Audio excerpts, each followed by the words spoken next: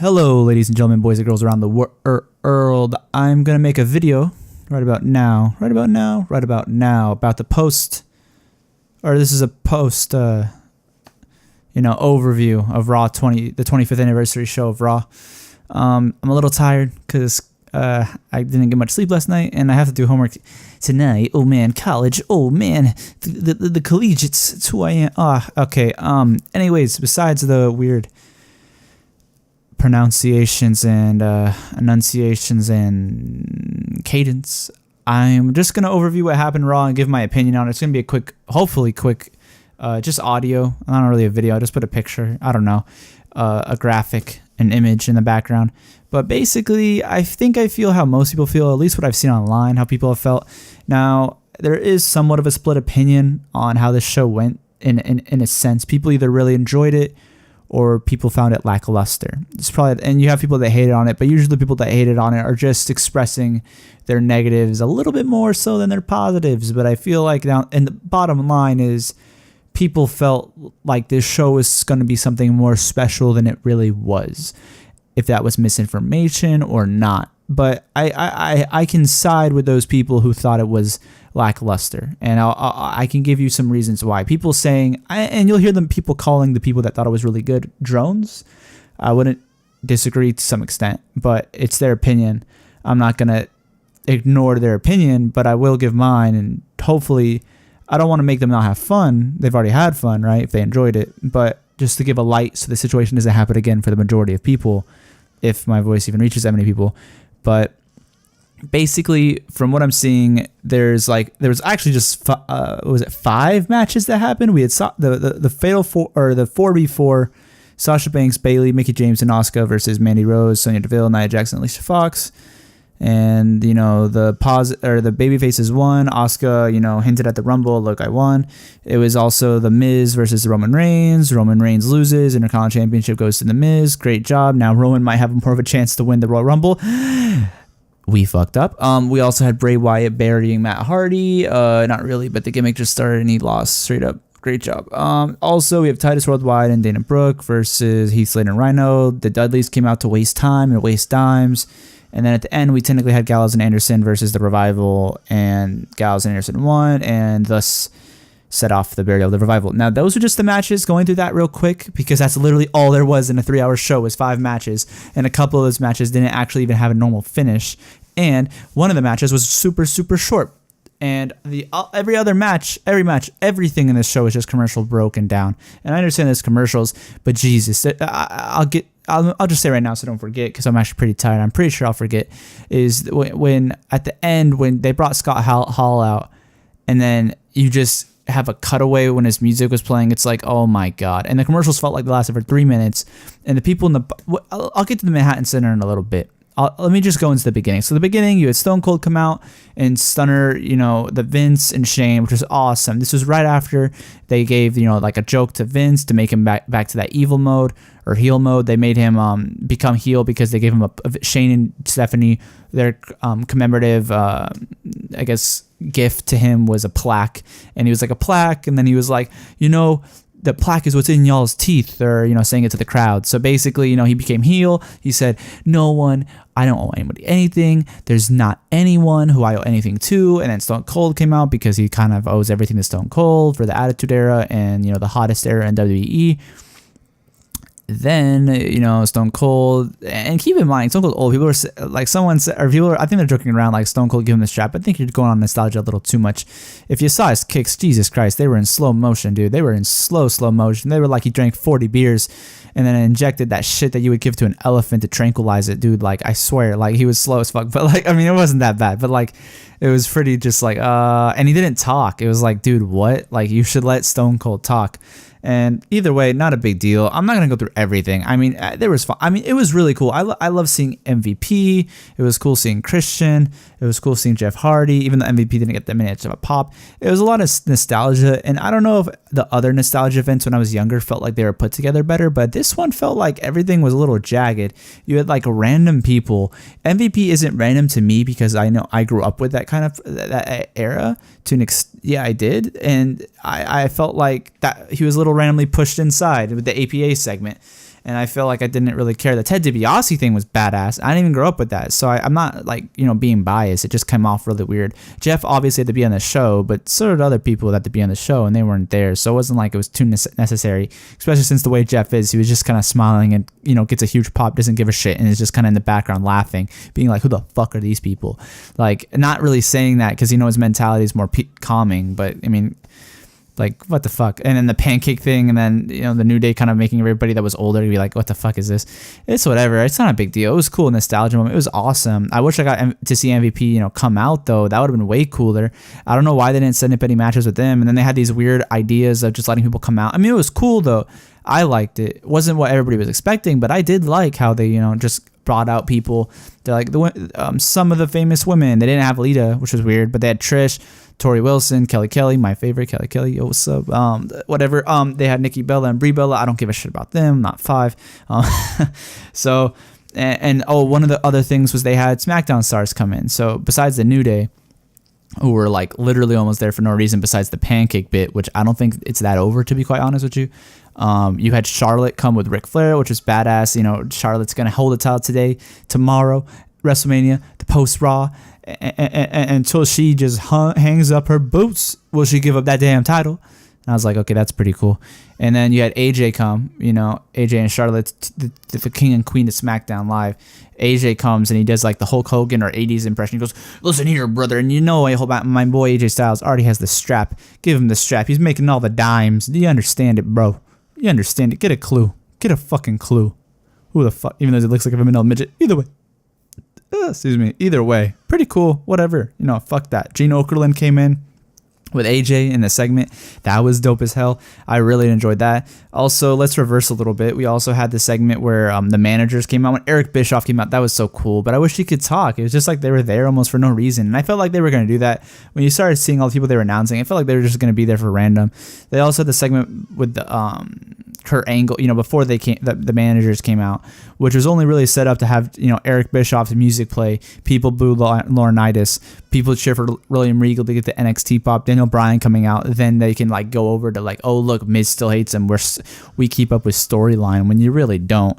But you had the Boogeyman at one segment, and then you had Brother Love, which was awesome. He got a huge pop. I think people really like him a lot. I don't really look at his stuff that much compared to people like Wrestle Talk or Solid Monster, but I might end up doing it, especially people like Conan too. There's just a bunch of people I just don't care about. I think that's for mostly older fans. I'm not really in that era, even though Solid Monster isn't really, you know, for younger people either. I mean, with his references of the 92 Royal Rumble, oh man, oh man, oh man. Either way, you had another segment where Mark Henry came out. That was really cool. I enjoyed that. I love seeing Mark Henry. The Godfather was okay. It felt like that segment was a little like lackluster with the amount of stars that was in it.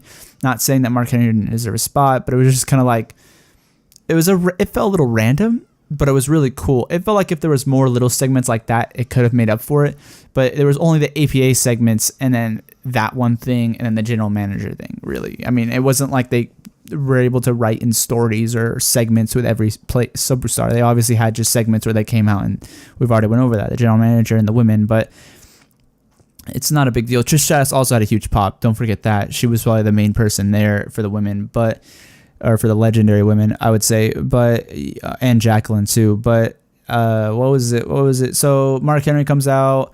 There's an attractive Latina woman there, and it's the Godfather's wife, it turns out. But even though Godfather was hyping up to be sexual chocolate, but we're supposed to be led to believe that after this, Godfather had good intentions, even though they forgot about this whole censor.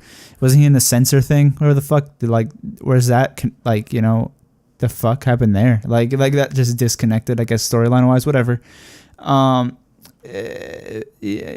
not really missing anything. There's also the Christian Peep Show thing. The bar comes out. Jason Jordan. Dude, Jason Jordan is the GOAT all time. He's working everybody, bro. Everybody's being worked by him, and I love it. He's so good at what he does. I thought he was shit, but this kind of role is so easy to kind of perform that it's just like, oh, dude, you're so good at it. You can get so much heat. Also, speaking of heat, we also had the Elias segment. We had John Cena come out, waste the fucking time, to be quite honest. But then Elias hits him with a guitar, and that's whatever. We know Elias isn't going to beat Cena. I wish Joe was there, but then people were saying, maybe Joe dodged a bullet because maybe he would have lost. But I feel like if Joe was facing Cena, they probably would have put Joe over, and Cena would have wanted that. But I don't think Cena's going to want to be putting over Elias. It's not going to be a Chris Jericho Fandango thing. And also, speaking of Chris Jericho, one of the best parts of Raw, even though I wish he was outside in like the actual arena, not in this, like in the back of the arena, you know, we had Chris Jericho come out, and before Elias came out, rather, I'm doing this like really like just everywhere, but whatever. Chris comes out and he mentions Elias' scarf, blah, blah, blah, calls him a stupid idiot. He makes the list, but the most interesting key segment of this whole part was that Chris was wearing his Alpha Club shirt, which was awesome. And it was like, oh man, like all the rumors, Naito's going to come out, Naito's going to attack Chris, Kenny's going to come out and political invasion, Tama Tonga, God, and Fale. No, but it was cool though. I thought it was really cool seeing his Alpha Club shirt, and you could definitely tell what people can't deny anymore is that because of the Kenny Omega match, Chris Jericho is now on another level. He has cemented himself as one of the greatest superstars and the greatest talents of all time. There's no doubt that. You can say his matches aren't the best, you can say all this, but when you when you average out everything he's done, be it his charisma, his matches, average out everything over the time span he's done, I think he's honestly on the Mount Rushmore. And I don't think maybe because of influence, but you have people like Rock, influence a lot of people, blah, blah, blah.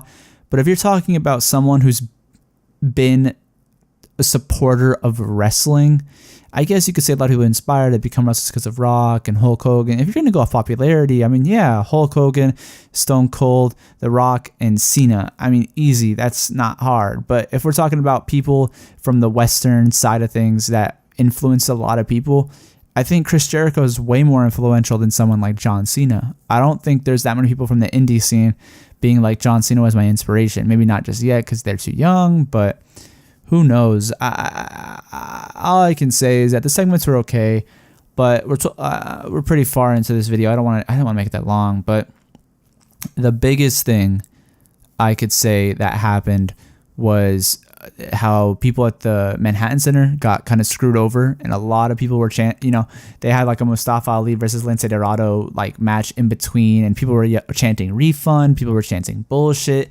It really was, and I kind of feel bad for them.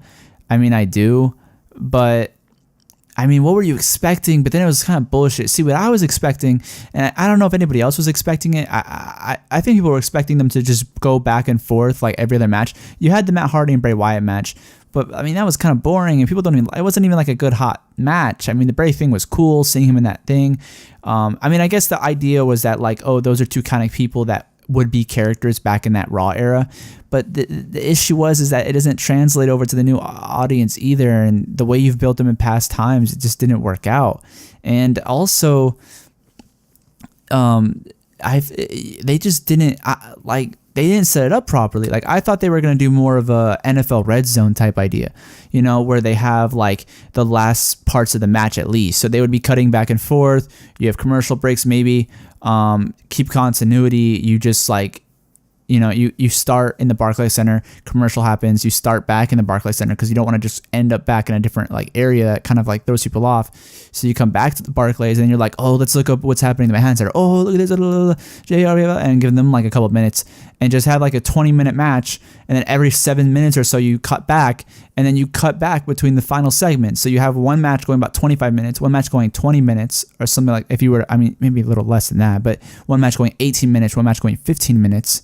So one person will get their, winning, I won, and the crowd pop, they'll get cut off a little bit, not too much celebration, but then red zone effect, you cut right to the ending of the other one. So you cut like right when they're in the red zone, you cut to where at that moment in the match.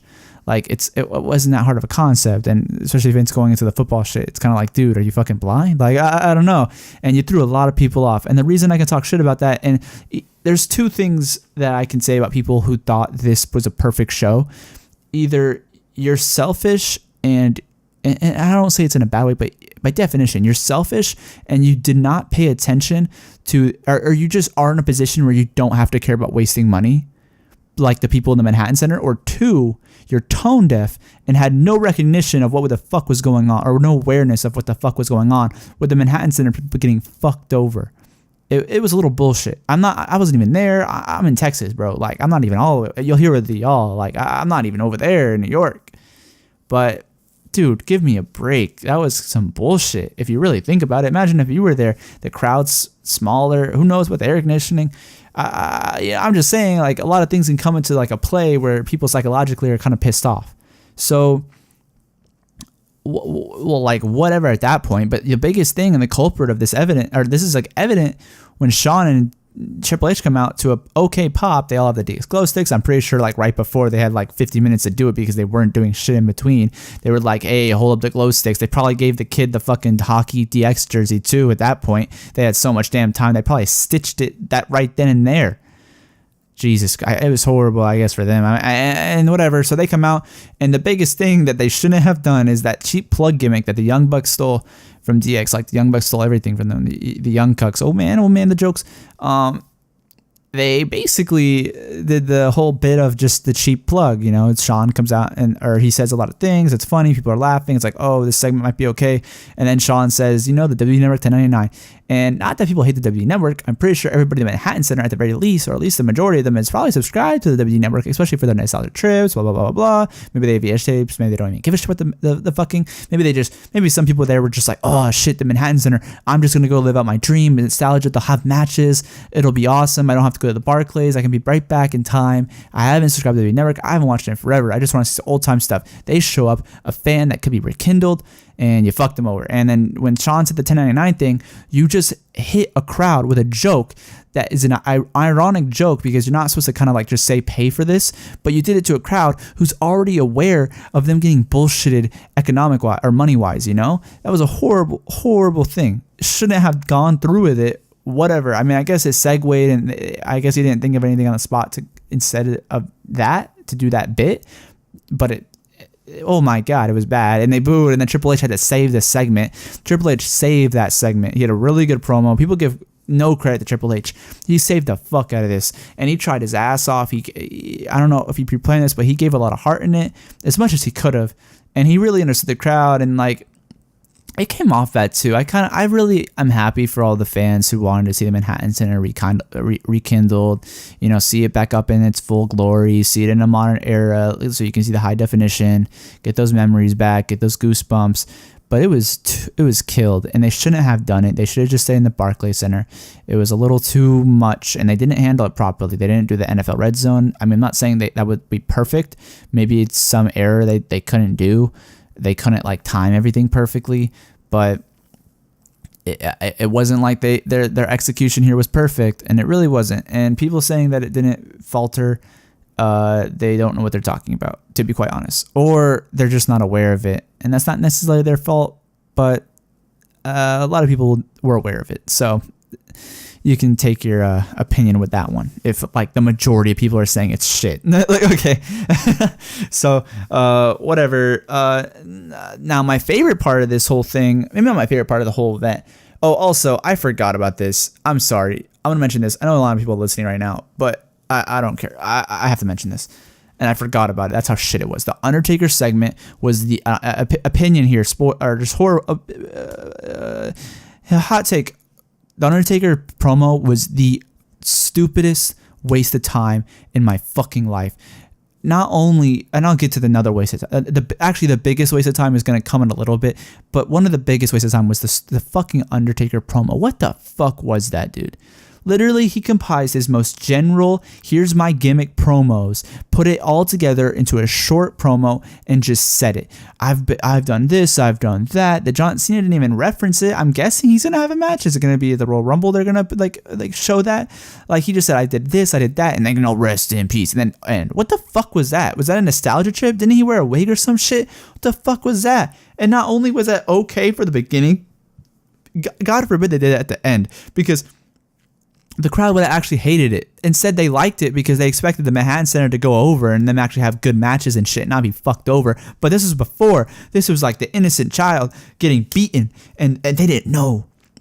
They thought it was normal. And so later on, when DX comes and Daddy's coming back with another slap, and now they've realized the real pain they're in and they gotta escape. That's fucked up how I said it, but it's very reminiscent of the fuck happened there. Because he just said the most stupid. I'm sorry, you cannot. Nostalgia is one thing. And when I saw it, it was awesome. But after seeing what happened to the Manhattan Center and the people that there that got fucked over, dude, that promo was shit. The promo was absolute shit. It did nothing but waste time. Like, I'm sorry. Like, that was stupid. We get your gimmick. We know your gimmick. We've seen you for the past 20 fucking years. We get it, dude. Like, or over 20. I understand, dude. I get it. You're the Undertaker. You bury souls. Great fucking job. You got anything new? No? Then get the fuck off the stage. Like, I'm sorry. I got so heated about it, but it was so bad. Like, it just makes me mad because it's like, damn it. Like, you should have retired. Or you should have set up something, because this is some bullshit. Like, I spent so much time with you, and the reason I get so hopped up about it, it's not me. I don't pay for. I mean, I pay for it technically with the fucking WWE Network. Don't get me wrong, but I mean, I don't really like own everything. I'm not them. I don't know them. Never talk to the people. I mean, I don't know, but like, Jesus Christ, when it comes to my emotional state of it and the nostalgia that I have for the Undertaker, and just seeing his career be fucking spit on by the way he's booked it, and because of money or whatever the fuck reasoning they had to keep his career alive post WrestleMania 30. Has been some of the most demeaning, like, worst shit I've seen in my life, dude. Like, I'm sorry. The Undertaker is becoming a failure of a character, and that's fucking saying something. But I mean, like, give me a break, dude. And you can't say like, oh, he's been a failure. If you average it all, yeah, he's like a 7 out of 10. But the last 5 years has been utter bullshit. I mean, not 5, but you know what I mean, dude. Like, fuck sakes, bro. Like, God, like, you cannot have that much nostalgia to not see how stupid that was. Like, it was so bad. So bad. Nostalgia trip all you want.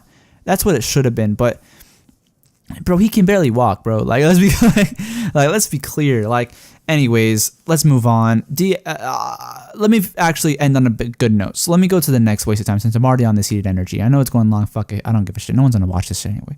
So basically, the biggest waste of fucking time was the Dudleys. Why the fuck were they out there? And I'm just gonna do the last segment before the actual good segment that was kind of good, the DX segment. I'm gonna get in the club. I'll get to that in a bit. Okay, just hold on. Hold on to your fucking seats if you didn't actually watch the show. But Jesus Christ, were the Dudleys the biggest dime wasters, the biggest waste of time I've ever fucking seen. Dude, the Braun, Brock, Kane segment was highlighted throughout the night. And they wasted time and dimes, really. Let's be honest. Everybody that watched tonight that could have been a new fan is not watching next week. They might watch the Royal Rumble. They might watch next week's Raw because of the Royal Rumble, but they are certainly not watching next week's Raw or the week after that because of this fucking night.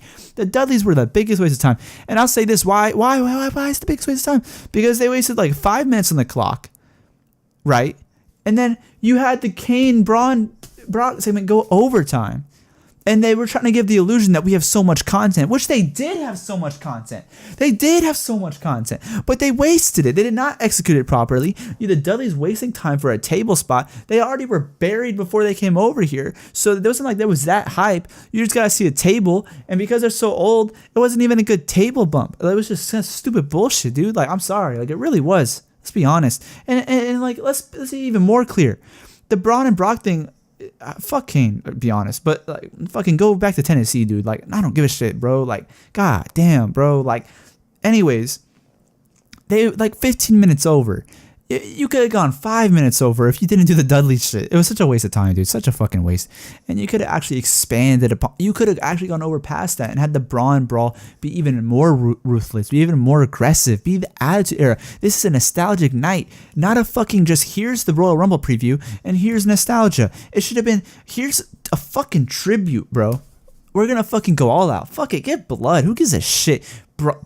We're having a fucking Royal Rumble. We're gonna have some true WWE bullshit. And we're gonna bring it back for a few weeks. We'll go back to the normal Raw in a couple of weeks after the Royal Rumble. But let's just give the fans what they want. Let's give them those memories. They didn't do that, dude. They gave us the memories of the old days. They did not give us any new memories. And that's the issue with WWE today. But whatever. Besides the point, let's end on a positive note. At least for me. I don't know about y'all. Shit, my nose just hit this mic. Fucking Christ. Either way, Club comes out at the end of the Barclays Center. DX is there. You had Road Dogg, Billy Gunn, Scott Hall then came out. X-Pac came out. The 1 2 3 1 2 3, or you know, the chants. Oh man, Balor Club comes out. Fucking dope. That was awesome. For me at least, I really like Finn Balor. He's probably my favorite. A lot of people talk shit about him, boring. I don't care, dude. He created the Bullet Club, and that was the genesis for modern indie wrestling being as popular as it is in the indie world. You can fuck off with the Balor hate, you fucking idiot. Let's be clear. I don't care if it wasn't, well, he wasn't the one with the Nick and Matt. The young cucks, bro. Yeah, and who came up with the genesis of the Bullet Club? What the fuck were they gonna create? The fucking Generation X. Woo! Tear in my eye. A tear in my eye. Do you understand? Do you understand? Well, anyways, Balor comes out. It would have been way cooler if God came out, Girls of Destiny, and Fale came out to even the odds instead of it being 3 with like fucking 5 members inside the ring, DX and Scott Hall included. But whatever, it was so dope. I feel so happy. You could see when they did the 2 Sweet, Carl, Luke, and Balor were all smiling their asses off. And they were like, dude, yes, like this is I thought Balor was going to come back. I don't think it was a normal episode of Raw either, but definitely not for them being in the Barclays. But if it's canon or not, who the fuck knows about WWE canon? But like I knew they were happy, and that's awesome because they probably grew up with that. At least Balor and all of them. I mean, and Carl. I mean, they're in that age. They probably grew up seeing the Attitude Era and were like, oh man, like they're not that far off from the old guys, maybe 10. That's pretty far. I mean, they grew up with it, yeah, right. So, or they at least watched it when they were like in their young 20s and stuff, or in college. Or if they were in college, you know what I'm saying? So that was a cool segment. The Revival came out. You knew it was happening. They were technically going to get buried, but it's just whatever. People just, I guess the whole point was they're seeing those finishers. What I'm guessing hopefully is going to happen, I'm hoping, is the Revival gets a huge push after this, especially since Triple H knows them personally and can help things without it. But the best thing that's happened because of this is now I know Triple H is fully behind Balor, and they're going to get some pushing, and that's going to be awesome. Hopefully, they can go to more a heel status, and they can get more over. But it would have been so much greater if they had Fall. Like, they need a bigger group, because it would have been so much. It really has that club feel. You know? A club isn't 3 people, my man. Like, give me a break. But whatever. I'll give the show a 7 out of 10. I know it's like, well, you were so negative about it. I liked the shit they gave. They gave us a lot of shit every week, and that was some good, steamed shit. But it wasn't like horrible. I don't want to give them so much negativity for one simple fact. I can call, that they were bad in this, they were bad in that, but they haven't done a thing like this. Maybe they did before, but going between 2 venues, I don't really remember them doing that. Maybe they did, but they obviously haven't had practice with this execution, and I'm doubting they were so fucking fond of what the execution ended up being, So I'm not going to hate on them too much, to give them a little benefit of the doubt, but I almost want to give them lower than that. But that reasoning to give them lower would be because they had so much time and they put so much effort in promotion. I even saw ads for like the wrestling events and shit, like the night. And I don't really see those ads that often. I don't ever see, unless it's WrestleMania season, or maybe they'll have a quick promo for a pay-per-view, but that's usually on the WWE channel itself. But like outside, like I'm watching a random YouTube video and I see a WWE ad. That doesn't happen that often, dude. And the fact that they had this many fans, and I'm guessing the ratings for the first hour were going to be really good. But if there's no significant drop within the 3rd hour from the first, I'll be surprised. And it kind of gets me upset because you could have put Balor Club over really heavily within a prime spot. But what it ended up being was, here's the Royal Rumble preview. Here's all the old people. We'll mix it some way, but it's not going to be a real mix. It came off really like a salad.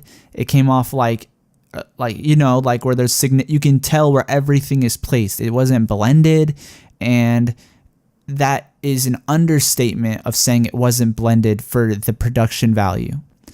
The production value are the people that they, we have to, they're the unsung heroes of the WWE. But tonight was definitely not their night, and I don't want to blame them. I'd rather blame the idea of having 2 venues and then them hoping that they could execute it properly and then it not working out. But really what it came down to, that's why I give it a 7 out of 10, is they fucked over the people at the Manhattan Center. And because that crowd is so small and the way that sounds live over the TV broadcast, the way that cheering and stuff sounds, and the way you can hear someone just yell refund like fucking like in the middle of a promo, just loud as shit, that kind of killed it. And if you didn't hear that, it was you're tone deaf, or you're having the benefit and the selfish nature. I'm not gonna knock you for it, but selfish nature of laying back from your chair and your wings and your pizza and your and your soda or your water and your salad. And what kind of fan are you? No, I'm not knocking. I'm just saying different tastes. But luxury of being at home and not having to give a shit that you wasted a lot of money except for time. So, yeah. At that note, Raw 25.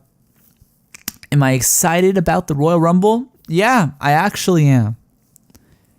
Am I excited about Roman? No, but I'm excited about the Royal Rumble. Did I feel like the nostalgia trips were good enough? Yes. Do I feel the episode was executed to the best of its ability? No. But that is Raw, and it's been 25 years, and it is nothing but truth. When an anniversary of a show with so many mishaps, so many revisions, you know, this started the war when we invaded WCW.